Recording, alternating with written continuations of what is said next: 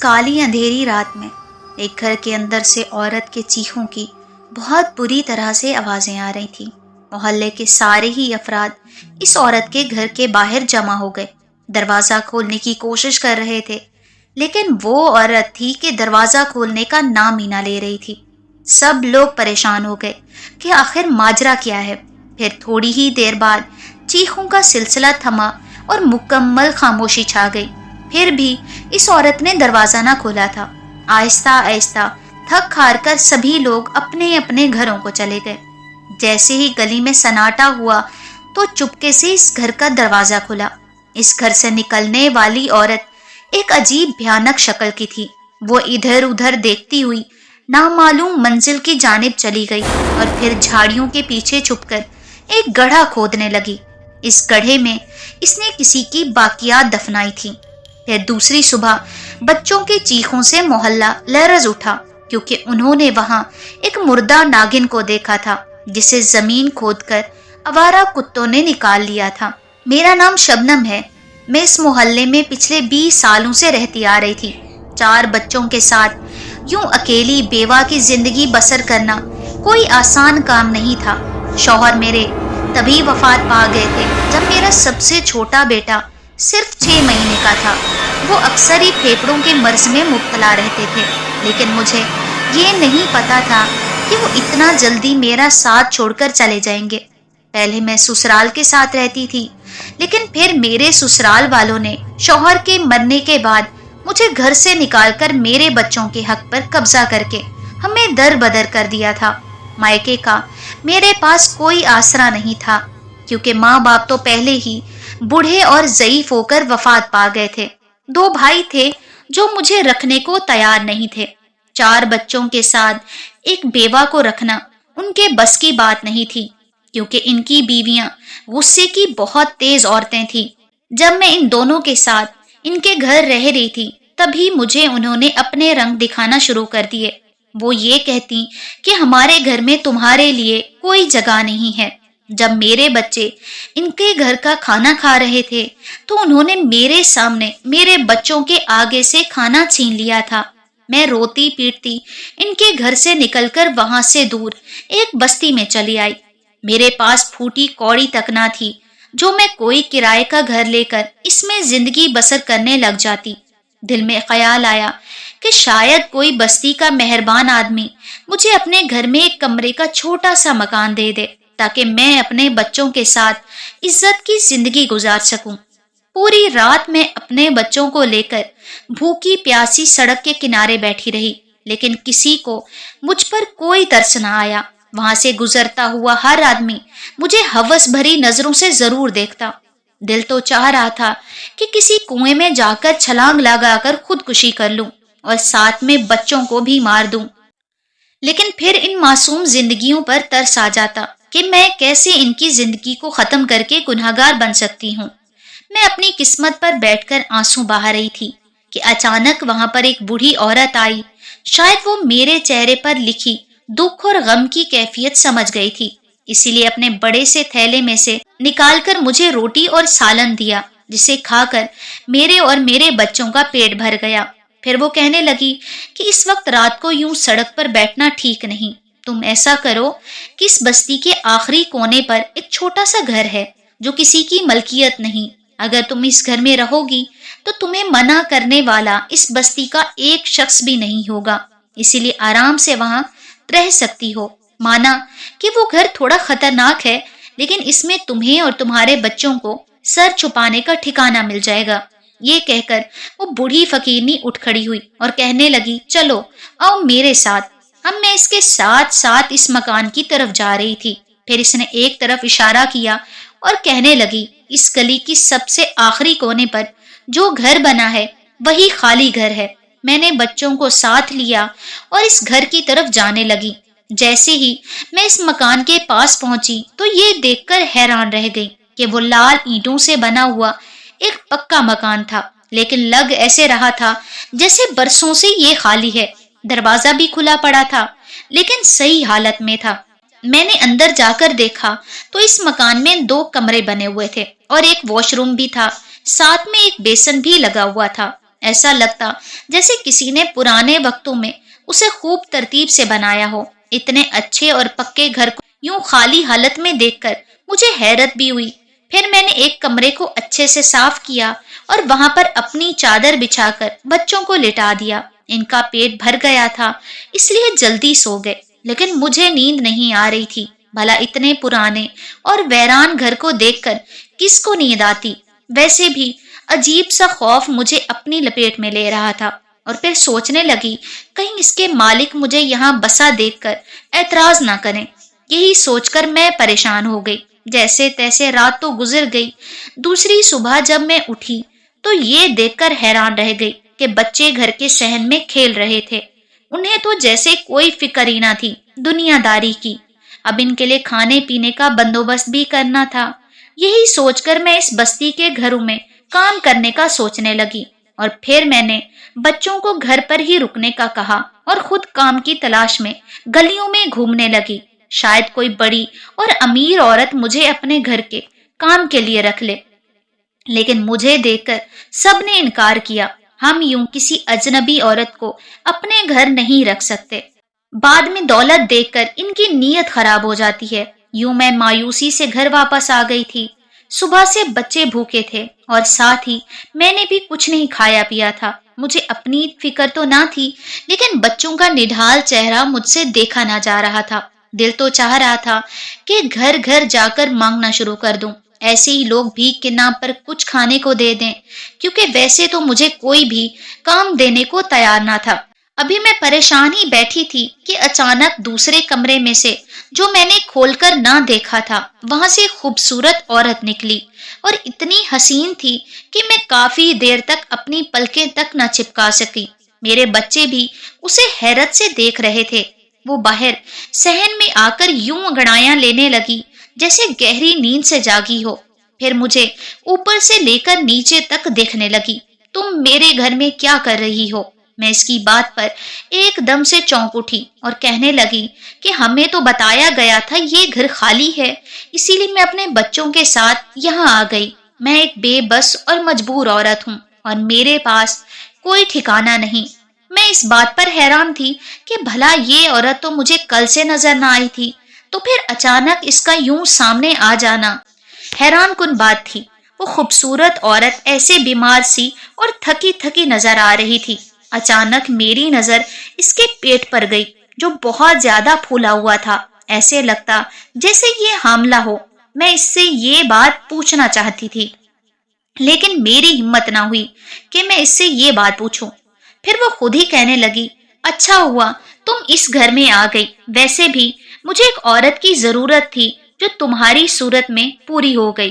تم فکر نہ کرو، جب تک میں زندہ ہوں تمہارے بچوں کا خیال رکھوں گی، لیکن تمہیں بھی میری مدد کرنی ہوگی۔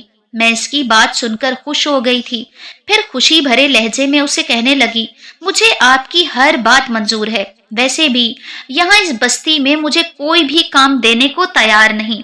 پھر وہ عورت مجھے کہنے لگی، یہ راز میں نے اپنے سینے میں دفن کیا ہوا ہے کہ میں 100 سال سے یہاں رہتی آئی ہوں۔ میں تمہارے جیسی عام دکھنے والی عورت ہوں، لیکن اصل میں عورت نہیں بلکہ 120 سال کی ناگن ہوں، اور میرے پیٹ میں میرا بچہ پل رہا ہے، لیکن مجھے پتا ہے کہ میں صرف چند دن کی مہمان ہوں۔ جیسے ہی میرا بچہ اس دنیا میں آئے گا میں مر جاؤں گی، لیکن مجھے ایک بات کا ڈر ہے کہ میرے بعد میرے بچے کو کوئی ناگن سمجھ کر مار نہ دے، اسی لیے میں اسے تمہارے حوالے کر کے جانا چاہتی ہوں، لیکن میں اپنی ساری طاقت اپنے بچے کو دے کر جاؤں گی تاکہ اسے میرے بعد کسی قسم کی کوئی پریشانی نہ ہو۔ میں اس کی بات سن کر نہایت خوف کا شکار ہو گئی تھی۔ مجھے اپنے بچوں کی فکر تھی کہ کہیں وہ میرے بچوں کو کوئی نقصان نہ پہنچا دے، یعنی کہ وہ خوبصورت دکھنے والی عورت نہیں بلکہ ایک ناگن تھی۔ پھر وہ مجھے کہنے لگی، تمہیں گھر سے باہر قدم رکھنے کی بھی ضرورت نہیں، تمہاری ہر ضرورت میں خود پوری کروں گی، لیکن اس کے بدلے میں تمہیں مجھ سے وعدہ کرنا ہوگا، جیسے ہی میرا بچہ اس دنیا میں آئے گا تم اس کی ذمہ داری اپنے سر لوگی اور اسے اپنے گھر میں پالو گی۔ میں خوف کا شکار بھی تھی اور شدید دہشت زدہ بھی، اسی لیے میں نے اس سے وعدہ کر لیا۔ بہرحال مجھے ایک ٹھکانہ تو چاہیے تھا اور پیٹ بھرنے کے لیے کھانا بھی۔ اب میں اس ناگن کے ساتھ ایک ہی گھر میں رہنے لگی۔ جیسے اس کے بچے کے پیدائش کے دن قریب آ رہے تھے، اس کی حالت دن بدن بگڑنے لگی۔ میرے بچے بھی ابھی چھوٹے تھے، وہ اس ساری صورتحال سے انجان تھے۔ جب بھی میں گھر سے باہر کسی کام کے لیے باہر جاتی تو بستی کے لوگ مجھے عجیب سی نظروں سے دیکھتے اور آپس میں باتیں کرتے کہ حیرت ہے کہ عورت اس مکان میں کیسے رہ رہی ہے، کیا اس زہریلی ناگن نے اس سے کچھ بھی نہیں کہا؟ مجھے بستی کے لوگوں کی آنکھوں میں اپنے لیے عجیب سی حقارت اور نفرت محسوس ہوتی، جسے محسوس کر کے میں عجیب سی محرومی کا شکار ہو جاتی۔ لیکن مجھے ایک بات کی خوشی تھی کہ وہ ناگن ہمارے بنا بولے ہی ہماری ہر ضرورت پوری کرتی تھی۔ ایک رات جب میں کمرے میں سو رہی تھی تو اچانک ہی میرے کانوں میں آوازیں آنے لگیں، جیسے کوئی درد کی شدت سے تڑپ رہا ہو۔ میرے بچے بے خبر سو رہے تھے۔ میں فوراً اٹھ کر دوسرے کمرے میں گئی جہاں پر وہ ناگن سوتی تھی۔ پھر مجھے حیرت کا جھٹکا لگا جب میں نے دیکھا وہ ناگن کسی بچے کی پیدا ہونے والی عورت کی طرح درد میں مبتلا تھی اور درد کی شدت سے تڑپ رہی تھی۔ لگ رہا تھا اسے بچہ ہونے والا ہے۔ اچانک ہی چاروں طرف تیز آندھیاں چلنے لگی، ایسا لگتا کہ اس گھر میں کسی بہت بڑی ناگن کی پیدائش ہونے والی ہے۔ پھر جب درد زیادہ بڑھ گیا تو اس کے منہ سے چیخیں نکلنے لگیں۔ اسے دیکھ کر میں بھی خوف سے بے حال ہو رہی تھی۔ اچانک ہی دروازہ بجنے کی زور زور سے آوازیں آنے لگی۔ ایسا لگ رہا تھا بستی کے سارے لوگ میرے گھر کے باہر جمع ہیں، لیکن ناگن نے مجھے سختی سے منع کیا کہ دروازہ کھولنے کی کوئی ضرورت نہیں۔ میں نے اپنی طاقت سے دروازے کا منہ اس طرح سے بند کر دیا ہے کہ وہ چاہ کر بھی اسے کھول نہیں سکتے۔ ایک طرف ناگن درد کی شدت سے تڑپ رہی تھی تو دوسری طرف مجھے بستی کے لوگوں کا خوف کھائے جا رہا تھا۔ پھر اچانک ہی اس نے ایک ناگن کا روپ دھارا اور عورت سے ناگن بن کر ایک بچے کو جنم دے کر اس دنیا سے رخصت ہو گئی۔ اب اس کی لاش کسی مردہ ناگن کی صورت پڑی ہوئی تھی تو دوسری طرف ناگن کا چھوٹا سا بچہ بھی قریب ہی پڑا ہوا تھا۔ اگر میں اس کے ساتھ اتنے دن سے نہ رہ رہی ہوتی تو شاید خوف اور دہشت سے ہی مر جاتی۔ یہ دیکھ کر میں حیران رہ گئی جب اچانک میں نے اپنے پیچھے کھڑے اپنے چاروں بچوں کو دیکھا۔ وہ شدید دہشت بری نظروں سے یہ سب دیکھ رہے تھے۔ ایک طرف اندھیری کالی رات تھی تو دوسری طرف لوگوں کا خوف، اور پھر اس گھر میں ناگن کے بچے کی پیدائش ہونا، یہ سب باتیں مجھے شدید ذہنی اذیت دے رہی تھی۔ پھر تھوڑی دیر بعد گہرا سناٹا چھا گیا اور وہ بچہ بالکل کسی انسانی بچے کی مانند نظر آ رہا تھا۔ شاید اس ناگن نے مرتے وقت اپنی ساری طاقت اس بچے کے اندر ڈال دی تھی، تبھی وہ بالکل بے فکر زمین پر یوں لیٹا تھا جیسے اسے کوئی غم یا فکر نہیں۔ اور مجھے اس ناگن کی لاش کو بھی ٹھکانے لگانا تھا، اسی لیے میں اس اندھیری رات میں چپکے سے گھر سے نکلی اور اسے اٹھا کر گڑھے میں دفن کر دیا۔ جب میں نے دیکھا تو وہ بچی کوئی اور نہیں بلکہ ایک ناگن تھی اور اس کی ذمہ داری مجھے سونپ کر گئی تھی، اس لیے مجھے اب اسے پالنا تھا۔ میں نے جا کر تھوڑا سا دودھ اسے دے دیا اور دوسری صبح زیادہ اذیت ناک تھی جب بستی کے سارے مرد اور عورتیں میرے گھر کے باہر جمع ہو گئے اور مجھ سے کہنے لگے کہ گھر سے باہر نکلو، تم نے ناجائز بچی کو جنم دیا ہے، تمہارا شوہر بھی نہیں تو پھر تم نے کیسے ایک بچے کو جنم دے دیا؟ میرے بچے بھی نہایت سہمے ہوئے تھے۔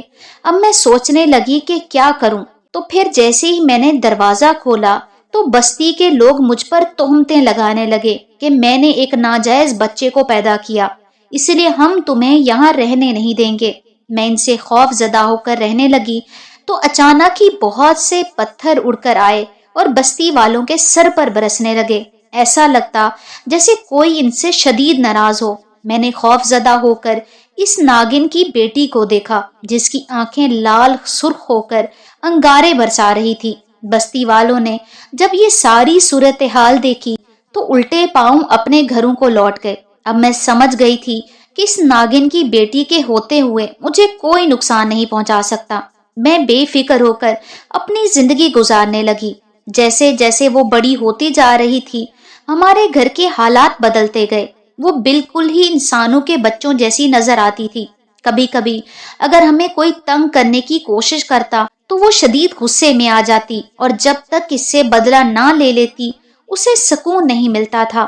اب جیسے جیسے میرے بچے بڑے ہوتے جا رہے تھے ویسے ویسے وہ بھی جوانی کی دہلیز پر قدم رکھ رہی تھی۔ اس کی خوبصورتی دیکھنے کے لائق تھی۔ میں نے بچپن سے ہی اس کا نام سوچ لیا تھا۔ اس کا نام میں نے ریشما رکھ دیا تھا۔ میں جانتی تھی کہ بستی کے لوگ مجھے پسند نہیں کرتے بلکہ مجھ سے خوف کھاتے ہیں، کیونکہ ریشما کی طاقتیں میرے ساتھ تھیں۔ اس کے ہوتے ہوئے میرا کچھ کوئی نہیں بگاڑ سکتا تھا۔ بستی میں رہنے والے لوگ اسے میری 5ویں بیٹی کہتے تھے، لیکن وہ اس بات سے لا علم تھے کہ یہ میری نہیں بلکہ ایک ناگن کی بیٹی تھی۔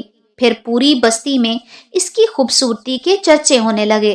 اس بستی کے نوجوان اس کی ایک جھلک دیکھنے کے لیے بے تاب رہتے، لیکن اسے ان چیزوں سے کوئی فرق نہیں پڑتا تھا، کیونکہ وہ اکثر مجھے کہا کرتی، شبنم ماں، میں اپنی ماں کی طرح ایک طاقتور ناگن بننا چاہتی ہوں اور انہی کی طرح اپنی طاقتیں اپنی اولاد میں منتقل کر کے جاؤں گی تاکہ میرے بعد اسے کوئی پریشانی نہ ہو۔ میں اس کی بات سن کر مسکرا دیتی اور کہتی، ابھی تمہیں اپنی ماں کے جیسا بننے کے لیے بہت وقت لگے گا۔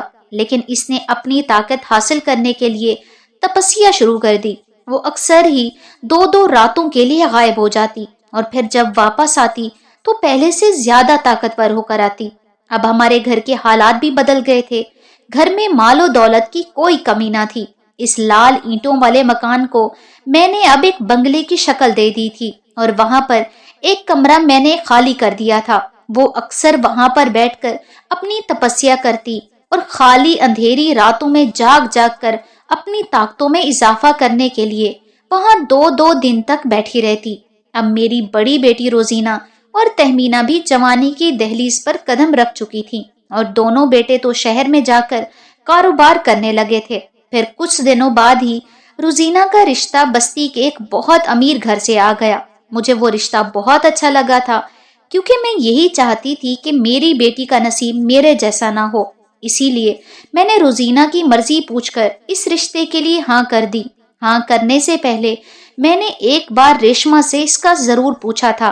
میں یہ جاننا چاہتی تھی کہ وہ رشتہ اس کے لیے صحیح ہے کہ نہیں۔ اس کے ہاں کہہ دینے کے بعد میں نے اپنی رضامندی دے کر شادی کی تیاریاں شروع کر دی تھی۔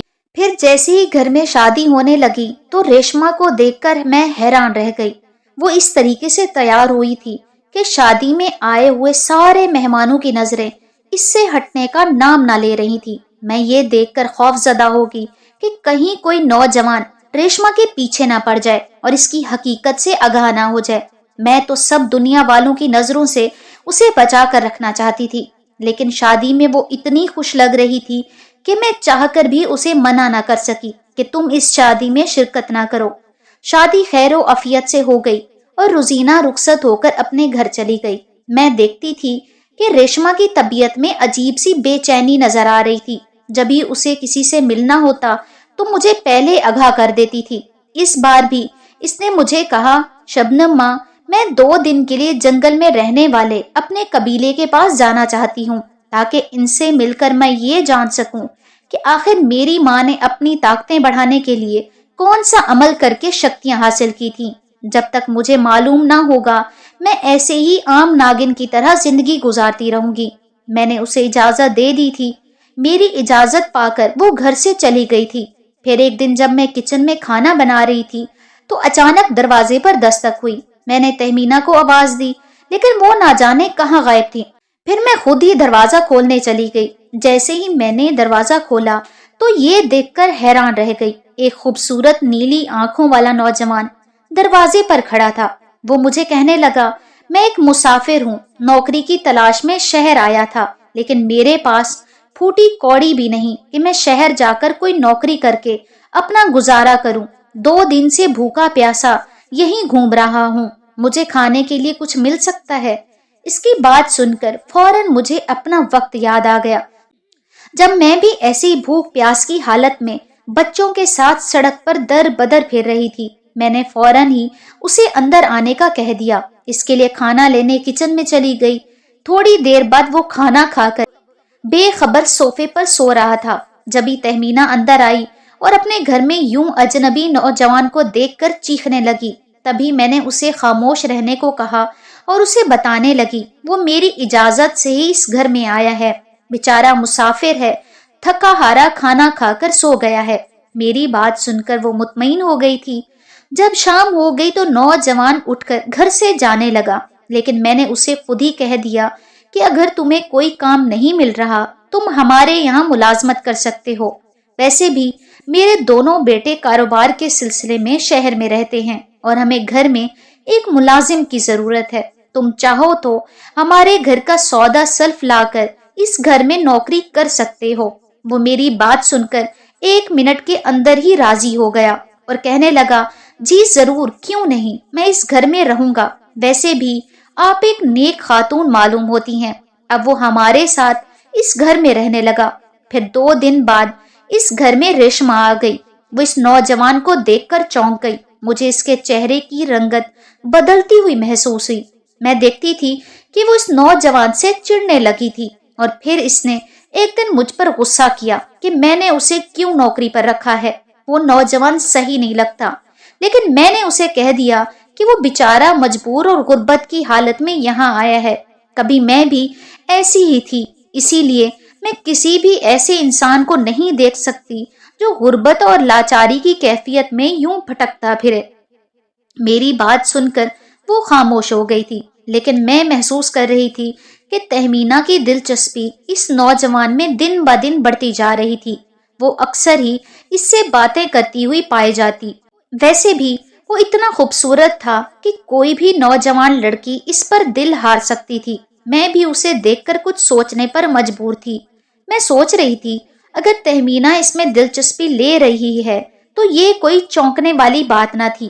آخر مجھے کہیں تو اس کی شادی کرنی تھی، اور پھر یہ نوجوان ہر لحاظ سے خوبصورت اور صحت مند تھا۔ مجھے اس کی پسند پر کوئی اعتراض نہیں تھا، لیکن ریشما نہ جانے کیوں مجھ سے بہت چڑھنے لگی اور ایک دن وہ تہمینہ سے کہنے لگی، تم اپنے ساتھ بہت غلط کرو گی اگر تم اس سے پیار کے چکر میں پڑ گئی، اپنی زندگی برباد کر دو گی۔ یہ لڑکا کسی لحاظ سے بھی تمہارے لیے صحیح نہیں۔ تہمینہ کو اس کی بات بہت بری لگی، وہ اسے ناراض ہو کر بیٹھ گئی۔ میں دیکھتی تھی کہ تہمینہ جس طرح اس نوجوان میں دلچسپی لے رہی تھی، وہ نوجوان اسے بالکل بھی ویسی نظر سے نہیں دیکھتا تھا، بلکہ اس کی نیلی آنکھیں اکثر ریشما کا ہی دیدار کرتی رہتی تھی کیونکہ وہ تہمینہ سے زیادہ خوبصورت تھی۔ لیکن وہ نوجوان اس بات سے شاید لا علم تھا کہ وہ ایک انسانی لڑکی نہیں بلکہ ناگن تھی، اور اس کا خواب وہ اپنی آنکھوں میں سجا کر بہت بڑی غلطی کر رہا تھا۔ پھر ایک دن میری آدھی رات کو آنکھ کھلی تو میں نے دیکھا وہ نوجوان ریشما کے کمرے سے نکل رہا تھا۔ مجھے اس کے اوپر غصہ آیا۔ پھر میں دوسری صبح اٹھ کر اسے کہنے لگی، تم آدھی رات کو وہاں کیا کر رہے تھے؟ میں نے تمہیں یہاں ملازم بنا کر نہیں بلکہ ایک فرد کی حیثیت سے اس گھر میں جگہ دی، اسی لیے آئندہ تم کبھی بھی رات کے وقت کسی کے کمرے میں نہ جاؤ۔ میں نہیں چاہتی کہ اسے ریشما کے ناگن ہونے کا پتہ چلے اور یہ بات وہ پوری بستی میں پھیلا دے۔ بہرحال وہ ہمارے گھر کا فرد نہیں تھا۔ ابھی تک گھر میں رہنے والے کسی بھی انسان نے اپنے منہ سے یہ بات نہ نکالی تھی کہ وہ ریشما لڑکی نہیں بلکہ ناگن ہے۔ وہ میری بات سن کر نہایت شرمندہ نظر آ رہا تھا۔ پھر میں اسے کہنے لگی کہ اگر تمہاری دلچسپی تہمینہ میں ہے تو تم اپنے ماں باپ کے پاس جا کر ان سے بات کر لو۔ میں تمہاری شادی اپنی بیٹی سے کرنے کے لیے تیار ہوں کیونکہ وہ بھی تمہیں پسند کرتی ہے۔ پھر اس نے جو کہا اسے سن کر میں سناٹے میں آ گئی۔